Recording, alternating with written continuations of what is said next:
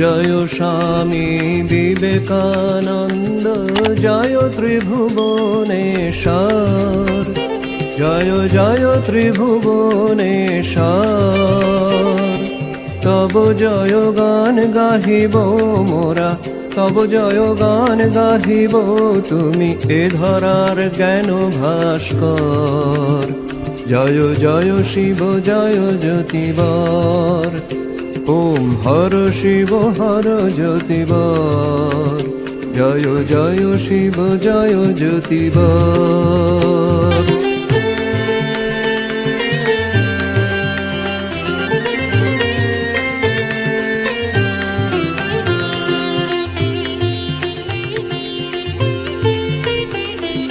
বাজিছে শঙ্খ আজি দিকে দিকে, হৃদয় নাচিছে নব ছন্দে, কত হৃদয় নাচিছে নব ছন্দে।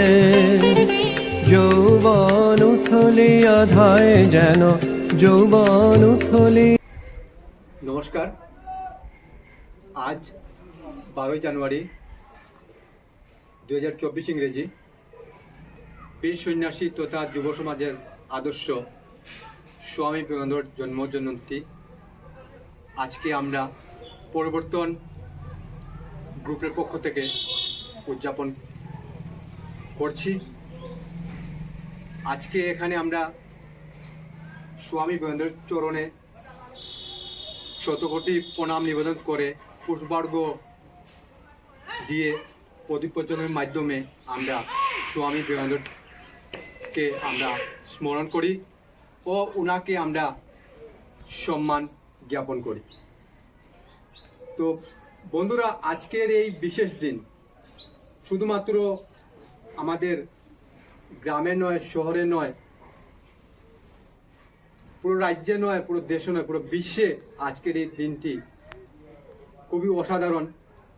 আমাদের প্রত্যেকেরই কর্তব্য যে এই দিনটিকে স্মরণীয় তথা সুন্দর করে এই দিনটিকে উদযাপন করা, সেটা আমাদের সকলের দায়িত্ব।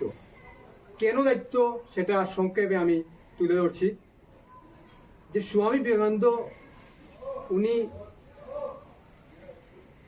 সর্বদিক থেকে আমাদের দেশের হিতে কাজ করে গিয়েছিলেন এবং উনি শুধু আমাদের দেশের জন্য গর্ব নয়, উনি আমাদের পুরো বিশ্ব ব্রহ্মাণ্ডের জন্য উনি গর্ব।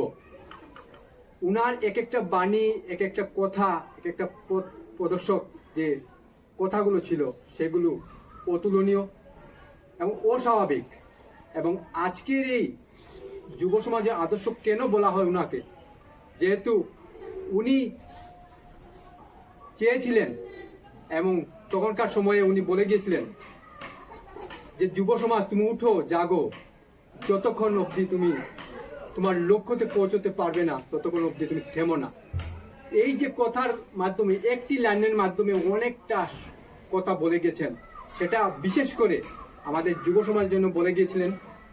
সেই আদর্শ, সেই বাণীকে যদি আমরা মাথায় নিয়ে যদি আমরা এগোতে পারি তাহলেই আমার দেশ শ্রেষ্ঠ হবে। এবং এই বাণীটা বলার ওনার উদ্দেশ্য এটাই ছিল যে আমরা দেশকে কিভাবে, আমাদের ভারতবর্ষকে কিভাবে, আমরা ভারত মাতাকে কিভাবে শ্রেষ্ঠ করে গড়ে তুলতে পারি, সেই উদ্দেশ্য রেখেই উনি এই বাণী বলে গেছিলেন।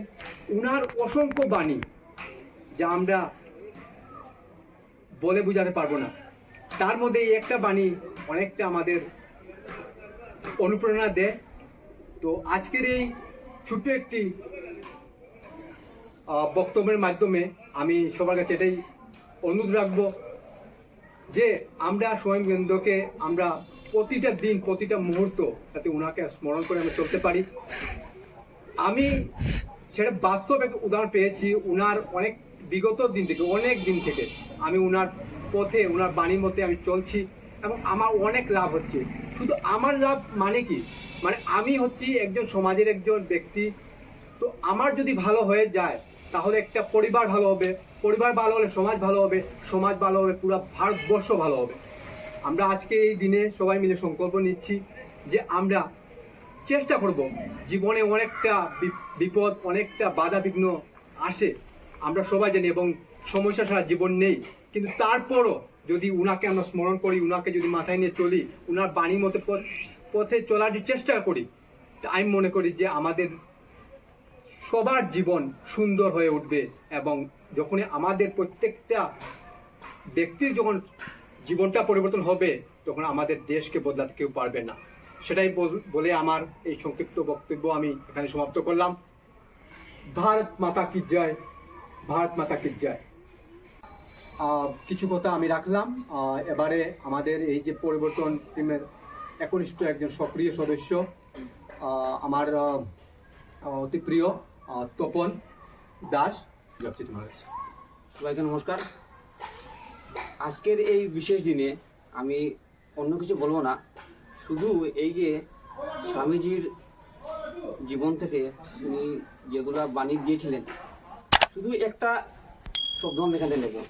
উনি বলেছিলেন যে জীবে প্রেম করে যেই জন, সেই জন সে বিষয়ে ঈশ্বর। এই কথাটির মানে কি?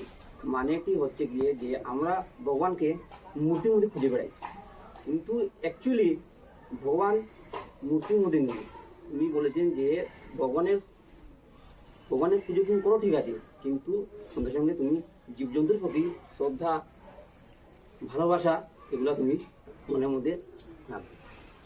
স্বামীজি এটাও বলেছিলেন, উনি যে শুধু সন্ন্যাসী ছিলেন, শুধু এটা নয় যে উনি লেখাপড়া করেননি, উনি একজন ব্যারিস্টার ছিলেন, ওটাও সেই সময়ে 18th সেঞ্চুরি। তো উনার এই জীবনী থেকে আমরা এটাই শিখতে পাই যে শিক্ষা শুধু মানে এটা নয় যে আমি লেখাপড়া করেছি আর আমি কুটুট সুটগুট পরে আমি বেড়াবো, আমি সবচেয়ে বেশি ওয়েল এডুকেটেড, এটা কথা নয়।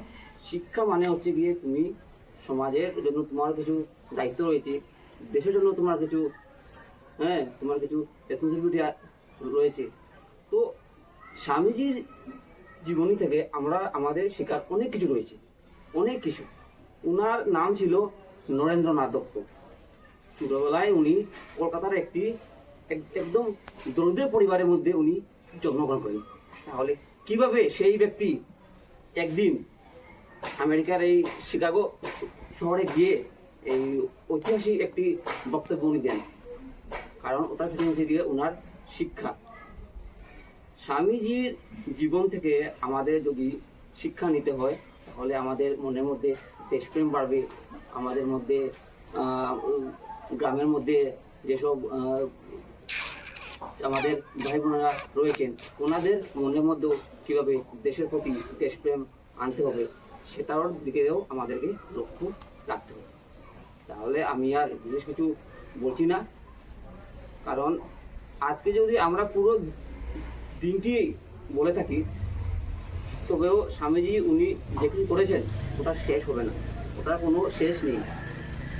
আর ওনার কোনো মানে উনি যে এত কম বয়সের মধ্যে, শুধুমাত্র 39 বছর বয়সে, জাস্ট অনলি 39 ইয়ার্স, 39 বছর বয়সে উনি যা কিছু করে গেছেন, এখনো অবধি 100 বছর তুমি যদি আমরা বেঁচেও যাই, তাহলে আমরা ওনার 1% করতে পারবো না। তাহলে আর আমি আমার বক্তব্যকে দীর্ঘায়ু করতে চাই না, কারণ স্বামীজির বিষয়ে বললে ওটা শেষ হবে না, ওটা আমাদের সবার জানা। তাহলে আমি আমার সংক্ষিপ্ত বক্তব্য এখানেই সমাপ্ত করি।